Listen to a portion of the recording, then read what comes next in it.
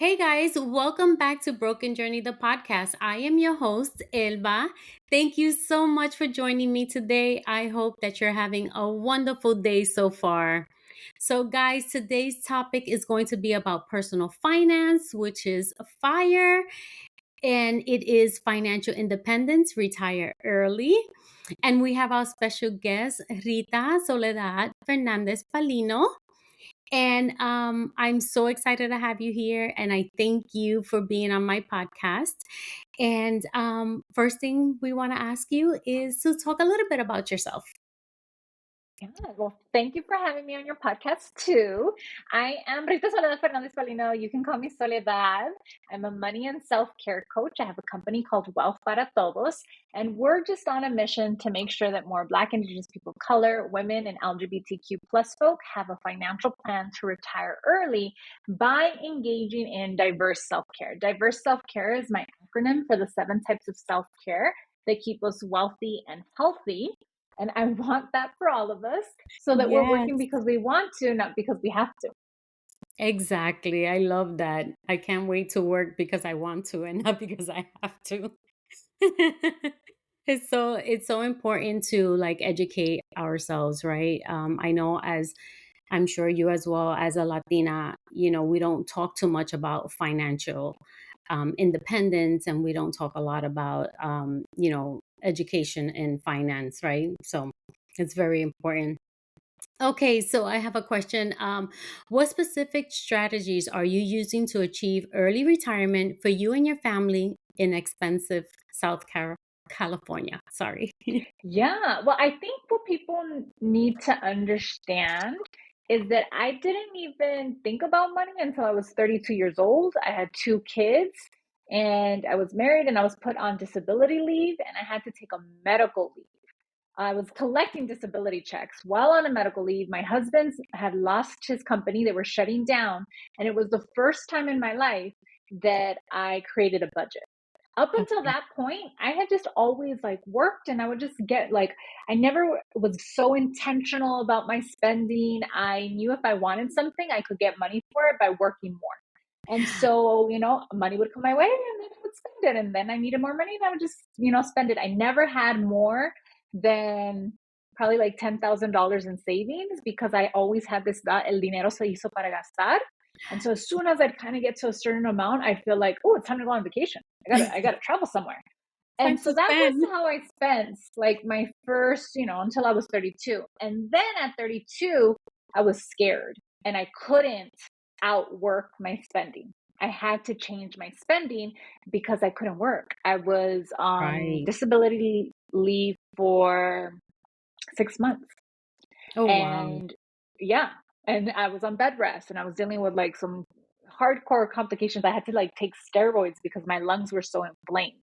Oh, wow. And it was only at that time that I started to read personal finance books. And as I was reading the information, I just felt like, I don't know. I don't know if somebody with my lived experiences, like if it would work for me. I lived in Okay. California, LA. I still do. It's very expensive here. My Right. husband's a Black Dominican man. I have a trans child, and I have a little son. And I'm Right. queer, and I have health issues. Like I had health issues for a long time, autoimmune issues, Right. and my family, immigrant family who doesn't really believe in therapy, not really always creating space for talking about emotions, and that impacts like our mental health. And there's coping strategies like gambling and drinking in my family. And so Yeah. I just felt like, I don't know if I could build wealth. But Right. then I started to shift. Like I was just like, let's just see. Let's just try it. Like Right. what am I gonna lose? Exactly. And I paid off $23,000 of debt. It Wow. was my student loan debt. I paid off my student loan debt and I became debt free before 33. And I was so happy about that. And when I shared that on my personal Instagram, not one person clapped, not one person did like a fire emoji, like Right. nothing, I nothing. know. And so I thought, damn, I must be the only one. I must be the only one in my 30s who still had debt. Everyone else must have already read these personal finance books. Everyone else must already know how to build Right. wealth. And I'm the only one who doesn't. And I And they felt were so much probably shame. Yeah, that's the thing. I yeah, didn't know that at the time, but they right, were still struggling with their finances so much that they didn't right, even want to talk about it. It gave them right, anxiety. They wanted to avoid right. it. Mhm. And so, but I didn't know that at that time. So I created like Wealth para Todos, my Instagram channel, and to document our journey to saving $30,000. We had paid off debt, but I paid off $23,000 of debt through budgeting. Okay, so I Right, learned how to budget. I learned how to be very intentional with my money and creating spending plans, checking in with the spending plans, having conversations with my husband about money on a regular basis. And we learned, like, okay, you know what? We have $100 to eat out this weekend. Like, what are we going to eat? Like, are we going to choose to use all $100 at one restaurant? Or are we going to choose to do kind of like go to a taco truck and then also be able to go to, like another place because it's like 50-50, right? We right, learn those skills. That's how right, we paid off our debt. And I knew I would need to keep up those same skills in order to save. However, I had like these mindset blocks because right, it was very hard for me to imagine saving $30,000 and just keeping it in a high yield savings account. Like I just didn't know anybody right, who talked about doing that. And definitely like I grew up in, with my mother who like lived paycheck to paycheck, like got money, spent all the money. And when she didn't have money, when unexpected things happened, she just charged it to a credit card.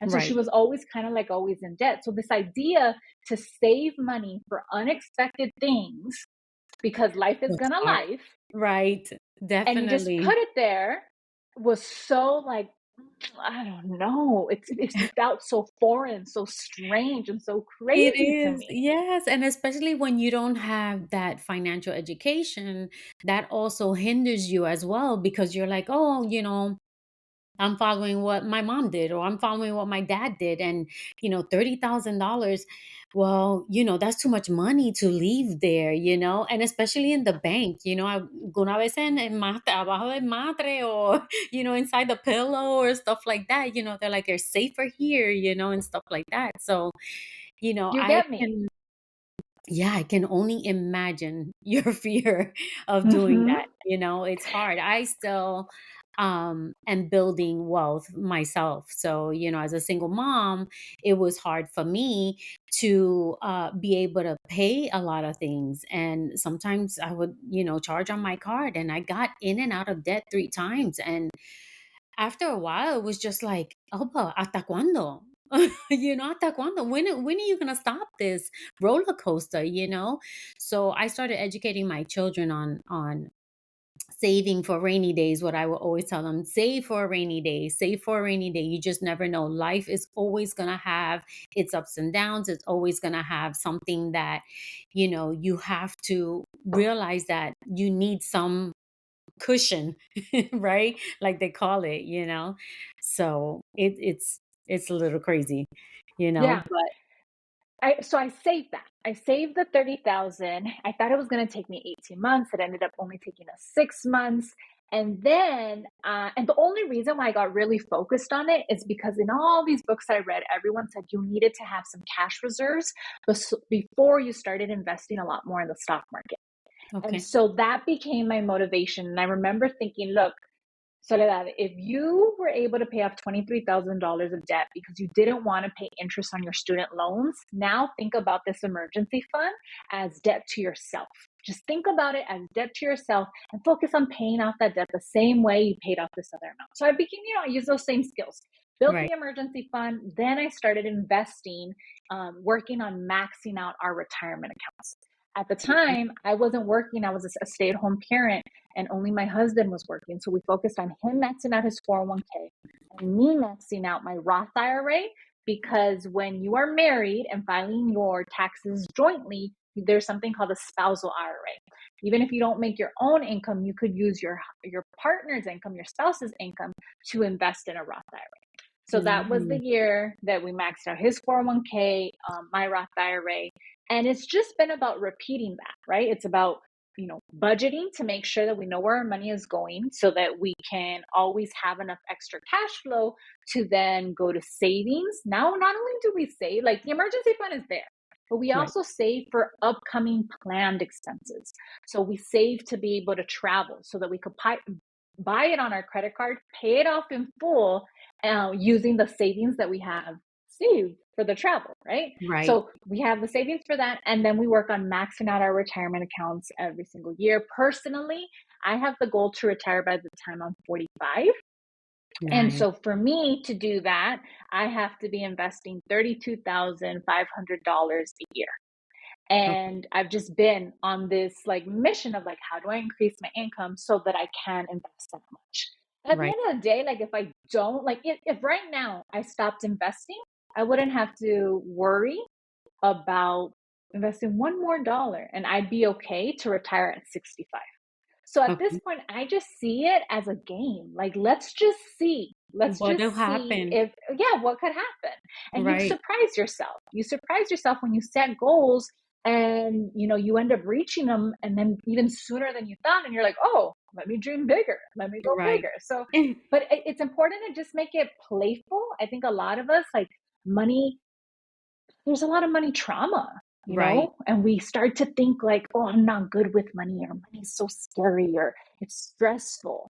And when Right. we're in that energy, it impacts us. It For impacts our sure. ability to dream and Yep. think about what's possible.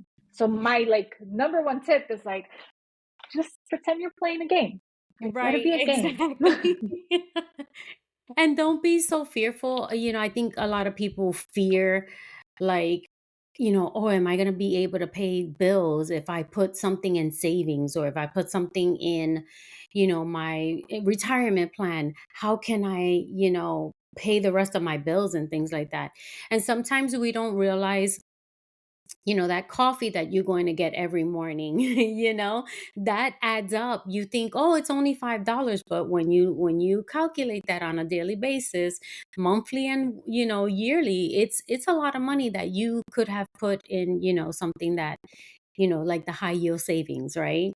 So Yeah. But yeah. what I also tell people is like, you need to make sure that your budget is sustainable, right? Right. And what makes something sustainable is if you choose to budget for your joy and letting your joy be a line item. So I'm not a coffee person, but if Right. you're a coffee person and you love drinking coffee, and it's not just about, you know, having your coffee made for you, but you like to walk to the coffee shop or sitting down at the coffee shop, or it's your time away from your partner, your children, or your roommates, right? If that's Yes. your thing, then make it a line item in your budget. But no, like, okay, you know what?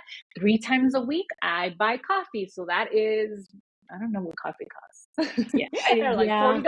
I don't know. Oh, But like, you put it in your budget, and then you know that you have it. I think right. the issue, or when I think back about myself, is like I went years not knowing where my money was going. Now Right. I know where every dollar is going, and I'm Right. okay with it. There's also things that I know, like I get very, like goda about. Yes. I Yes. don't want to spend money on it. Like Right. I don't like spending money on parking. And in living in LA, like you could spend so much money, Yes. $25 on parking very, very quickly. And my Right. family knows that if they go with me somewhere, I'm gonna park on free parking, and we're gonna walk, because I would rather Exactly. spend that $25 on a meal, Right. not having to cook, than on just my car being in a place. But you Right. learn these things about yourself as you review your expenses, and you start to sit Right. with the emotions of like, ooh, what felt worth it and what is not worth it. Exactly. Yeah. And me, I like coffee, but I work from home. So my cafecito at home is better than, the other coffee. And if you need to treat yourself, if you want to treat yourself once in a while, it's good too. Right? There's nothing wrong with treating yourself, but again, like you said, make a line item for that budget, that you know that this is going to be this, but know that it's also going to affect other things as well. So, Mhm. yeah. Okay. How do you involve your children in understanding and contributing to your family's financial goal? They're aware of the budget. They know that every Friday I create a spending plan for the money that's in our checking account, and that my husband and I talk about the spending plan. So Right. they will not ask me for things in like the middle of the week, because they know that the money has already been budgeted for. But Oh, they will ask me on Friday morning, today's Thursday. So tomorrow morning, they're going to be like, oh, you know what? I would really like some Roblox. That's like some video game that they're Right. into. I need some new shoes. And they'll tell me, I'm like, okay, thanks for letting me know. I have a running list of things like requests that people are Right. talking about. Add it to the list. And then when I do the budget, if we have like that extra cash flow, then I'm like, okay, what things from the list are we going to buy this? Right. And That's awesome. also, another thing that my kids know is that I never, like, if they ask for something, I never buy it for them that day. It's always, they have to still want it a week later. And I Right. tell them, it's like, if you still want it a week later, then okay. Because a lot of times, kids go to Target, they go to stores and like, oh, I want this toy, I want this toy. And I'll tell them, okay, let's see if you still want it a week later. And Right. most of the time, they That's don't even great. remember it.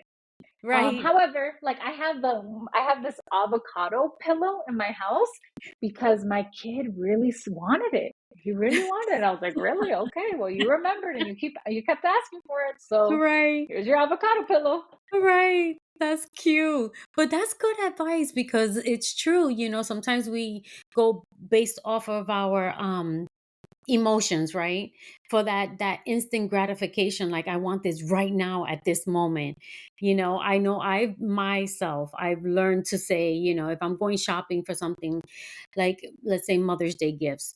And I used to go shopping for Mother's Day gifts and come out with like 10 items for myself. I'm like, wait a minute, where is, is the discipline here? You have your budget for Mother's Day and that's it. Don't go past that and don't overshop unnecessarily, right? Because And sometimes you again, I'm don't gonna need it. like push you. This is what I want everyone to consider because I used to have like kind of the same thoughts too. I used to tell myself like, oh, like I'm so out of control. I can't go into Target without coming out with everything. Like I would have these Right. thoughts. But Yeah. what I learned about myself is it was less a discipline issue and more a self-care issue. If I Right. went an entire week where I was working a lot, my kids were sick, I was tired, I had, volunteered at the school, I didn't have enough time for myself.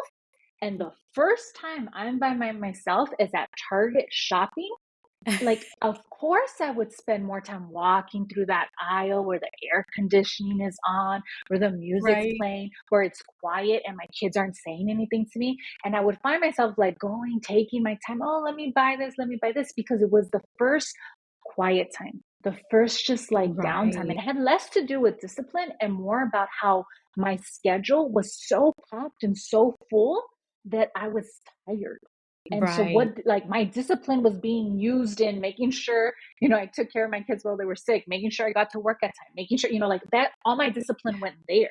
Right. And so what I learned is the more I took care of myself on a daily basis and Right. created time in my schedule to journal, to stretch, to go on walks, to have alone time. Like in my office, my kids know first hour of the day, if that door is locked, don't come knocking. That's mama's alone Nice. time.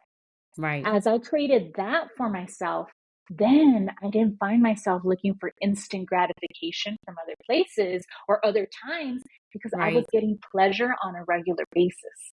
Right. That is awesome advice. That is so good.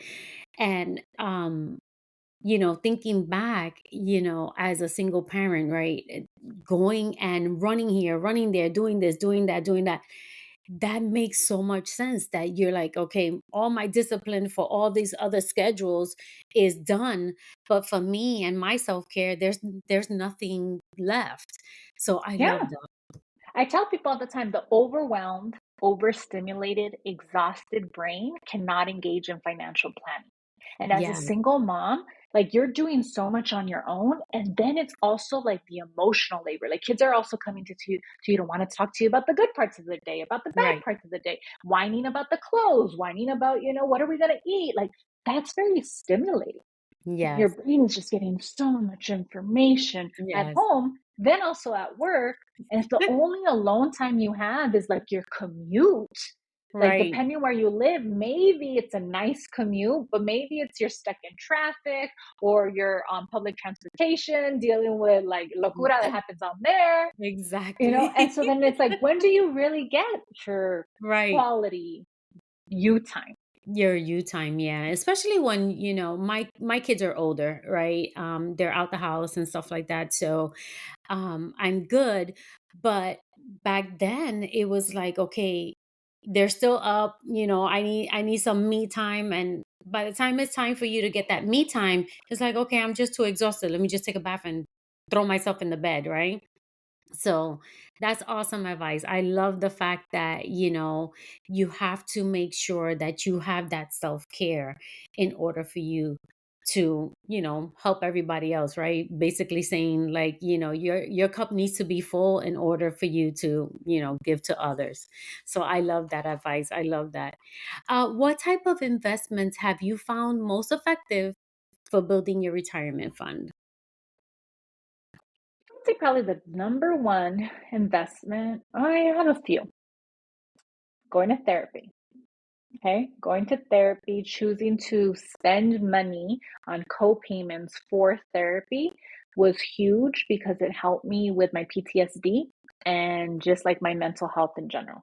If I had not invested in that, then I would still be struggling so much with my PTSD and I wouldn't have the capacity to then increase my income. Right. Marriage counseling was another investment. There was a time when I thought that my husband and I were going to get a divorce and we were like fighting a lot. Had Okay. we done that, then I would have had to navigate, wealth building as a divorced parent. I think that would Right. have been like a certain energy leak. But the fact that we went to marriage counseling, learned to communicate, got onto the same like on the same page again, because having kids kind of tore us apart It for a while. does. Um, but then getting back on the same page, that allowed us to have two incomes to work towards, our financial goals, which allows us to invest more. Then I would say hiring a business coach. I was very afraid to do that. I took a long time to hire a business coach, but Okay. that's how I made my first six figures in business. Now it's something I Nice. feel very confident in that I could do multiple times, but I wouldn't have made those first six figures had I not invested in a business coach. All those three things allowed me to have the extra cash flow to then max out my retirement accounts. I'm a simple investor. I invest in index funds Okay. and ETFs. Right. So I am diversified when it comes to my investment portfolio because I use index funds, which is just like a basket of stocks of a variety of different stocks. Right. I look to make a return of investment of at least 10% a year. The stock market kind of goes up and it goes down. That's part of it. But Right. that has been key. It's simple. I have a solo 401k because I work for myself. I max Right. that out every year. My husband has a 401k. He maxes that out every year. We do backdoor Roth IRAs at this point because we make too much money to contribute directly to a Roth IRA. And Right. then we also have taxable brokerage accounts where we invest in those so that because we want to retire early and in a retirement account, you cannot pull that money out before the age of 59 and so those Right. accounts, but it's really my investments have always been what are the things that are going to allow me to make extra money? Taking care of my mental health, taking Right. care of my relationship and Yes. learning skills as a business owner. Right. Yeah, that's amazing. That's great advice because sometimes people don't understand that when you mentally are not, well, let's say mentally drained, right? You just can't keep going forward because you get stuck and you go into like a roadblock and you just stay stuck there. And so many people say, oh, a therapist. Me go to a therapist. It's Mm-hmm. so taboo. And I'm gonna speak for me, Latina. It's hard to say, let's go to therapy. Let's do this. Let's go and get the help that we need. Because sometimes some of the Latinos are like, what? You're crazy, or what's going on? Mm-hmm. What's happening? But Yeah, it's for so sure. My worth dad, it. Yeah, my dad, I remember when I told him I was going to therapy, he was like, "What happened? Did you mess up your back? Is it your knee?" He thought it was like physical therapy.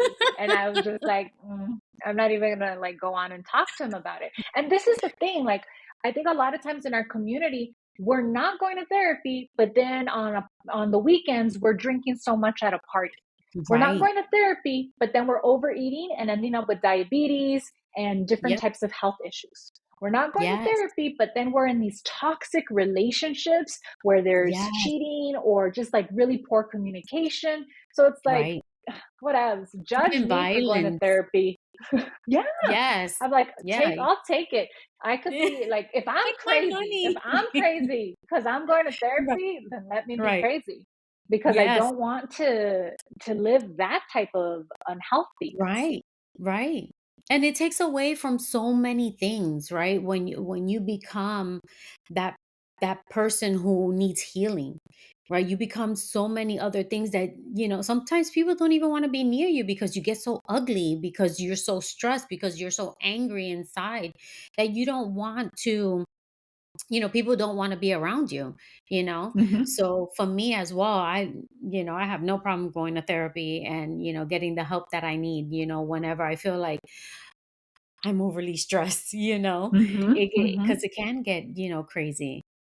So yeah, I love therapy. Me too. Okay. And the next question, are there any community resources or networks that you have particularly helping, that helped you during, this time when you are looking for investments and things like that? Any, maybe social media. I know social media a lot has now grown so much where you can get financial information and things like that. So, Yeah, I would say like the number one thing that helped me so much was creating my Instagram account that was separate from my personal one. When I created Wealth para Todos, an Instagram right, account where all I did was talk about money, then I had a community of people who had financial goals. So I was talking dinero with strangers online before I was talking dinero with my sister, before I was talking dinero with my cousins. right, Because my family, my loved ones, my friends would not talk dinero, but I found my community online on social media. From right, there, I would say that I started to put myself in spaces where people were not only talking about money, but also normalizing making more money. I think growing up, I was always taught to stretch a dollar versus make a dollar. And right, now I realize that there's no limit when it comes to increasing our income, but there is a limit when it comes to decreasing our expenses. So I had right, to put myself in spaces where people were like, I want to make more money. And I even right, had to like experience the jealousy of seeing people make more money to realize, oh, I want to make more money too. Because I used to be a public school math teacher. And okay, when I was a math teacher, there was no like, oh, trying to get a raise or trying to, negotiate right, your salary. It was a right, fixed amount. right, And so I had a lot of ideas of like, oh, $62,000 a year with benefits. I get the summers off and, I get health insurance. I have it good. And I didn't realize how making six figures, the doors that it would open up and just the right, lifestyle changes. right, But when I was in spaces with other people who were talking about making six figures, then I yeah, started to just like I was able to actually desire it. right, right. I love that because you don't know what you don't know, right? When you are sitting with tu tía and she's like, no, nena, que esto, que lo otro, and all this other stuff. Y no, hay que hacer esto y estirar el dinero and all this other stuff. Really, when you look at it, it's like, okay, wait, we need to stretch our money, like you said, or we need to fix that budget because that that budget is exceeding your income. And like you said, when you have that extra money or that extra income that you can say, you know what, I can do whatever I want, but I choose to budget myself so that I can have wealth. Where that even if you're gone, your kids will have that wealth as well, right? So that's Yeah, I that's mean, very it's a important. really cool place. I'm now experiencing this now where my Right. money is making me money. I'm not Nice. trading my time. Like the money that I have invested in the stock market, the money that I have, in a high yield savings account as I'm saving to buy a property Right. is giving us so like it's almost $1,000 a month for your money. is just Right. giving you money. Like it's a crazy thing Yes. because I read about this. I read Right. about this and I heard about it, and now I'm finally experiencing it. I'm Right. 37 now, so it's been 5 years into my journey, but now I'm Right. experiencing it, and I'm like, oh wow, it's Yeah. true. It's That's not a so lie. Your money amazing. can make you money. It really can, Yes. everybody. Yes. I I love always love that. to I tell the love that. story of like I bought my Bad Bunny concert tickets with the Okay. interest that my high yield savings account had earned. Like Nice. when I was like, oh, like the tickets came up and I was like, oh my goodness, how am I going to pay? And it was like 400 and something dollars.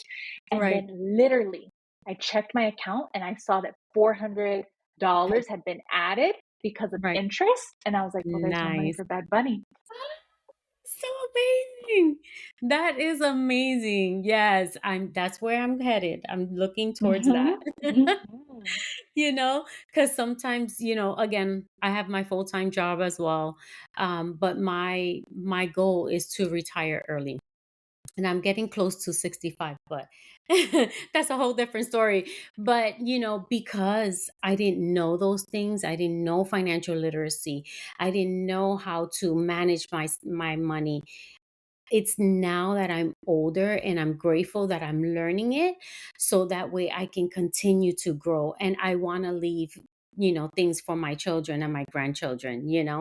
So, yeah, I love it. That sounds so amazing. And I can't wait to do that. Okay. For long term, what does early retirement look like for you and your family? Yeah, it's interesting. The reason why I set the goal to retire by 45 is because that's when my kids will be on their way to college. And I Nice. thought, oh, it'll be really nice. The kids will be in college. It'll be nice if, my husband and I can just kind of like be us again, like date Yes. again, Empty just figure out what our nesting. lives will be like. Yeah. And I imagine doing what I'm even doing right now, Right. traveling more. I don't think I'm ever going to get rid of my business. I really like my business, but Right. it's gonna, I know that it's just gonna, and it's already starting to feel this way. I feel like I'm working in my business because I want to, not because I have to. It's Right. being less like as my money is making money and I have Right. more of that financial security, Right. I'm just able to give a lot more and serve a lot more. And that's what I want to Right. do. I feel, you know, it's crazy that I had to get sick and be put on medical leave and collect disability checks for my life to transform this way. But I just Right. like to think that like it was God had God's a plan. purpose. God had a Hmm. purpose for you, for sure. And you educating other people is amazing, right? So he knew that he needed you for this. And so that's amazing. That is so amazing. I love that. Get emotional here. Sorry. Yeah, yeah, I know. I do too. Yeah. So, okay, in closing, if you had the attention of the whole world for 5 minutes, what would you say? Your wellness is essential to the collective. Start paying attention to taking care of you. Learn about diverse self care, the 7 types of self care that keep you wealthy and healthy. Learn to give from a place of abundance versus always giving from a place of scarcity. We don't even know that we're giving from a place of scarcity because Right. a lot of us have been in survival mode for so long. But when Yes. you can give from a place of energetic abundance, from, financial abundance, it Right. is going to help so much more in terms of our community. Right. I love that. I love that. That is amazing. And I'm the same way. I love to give back. I love to give back to my community. And sometimes, even if it's not in my community, I try to give back in other communities, just to make sure that people get the little things like the necessities, right? Because sometimes, people are struggling and you don't even know they're in your neighborhood and you don't even know that they're struggling to just get milk, right? And the way that the grocery and things like that. I know you live in California. I am originally from New York, right? Mhm. And up there is very expensive as well. I just went over there 2 weeks ago and I'm like, wait a minute, how much is that? Because I live in Florida now. So, it's expensive here as well. Don't get me wrong. But in New York and California, you guys are the most expensive cities, right? So states, actually, sorry, the most expensive states, and it's crazy. It's crazy. So I'm glad that you were able to come on. I'm glad that you were able to say yes and participate in my podcast. If you can give everyone your social media handles, and then I will also include it in the show notes. Great. Okay, everybody, if you listen to this podcast episode, make sure that you tag me on Instagram at Wealth para Todos. I am also on LinkedIn. I'm going to start being a little bit more on LinkedIn. Join my email. I want you to, every Tuesday, I send out an email called Todo con Tiempo Tuesdays. So or join my email list. You could find that link at wealthparatodos.com, my website. And if you are curious about learning about the 7 types of self-care, I have a mini course on how to engage in diverse self-care daily. And the first module of that mini course is free 99. So go and learn Nice. about these 7 types of self-care, and let's stay connected. Let's stay connected. Don't be a stranger. Yes, yes, I'm so excited. So, guys, you heard that she has a free 99 deal for you guys. And don't forget to sign up. I get your emails every Tuesday and I love them. They are very informative. And I'm so grateful again for you coming on and talking with me and educating my audience. And for everyone who is on listening, thank you so much for taking the time to listen to me and my guest, Soledad, with Wealth para Todos. Thank you so much. You guys have a wonderful day. Bye. Bye.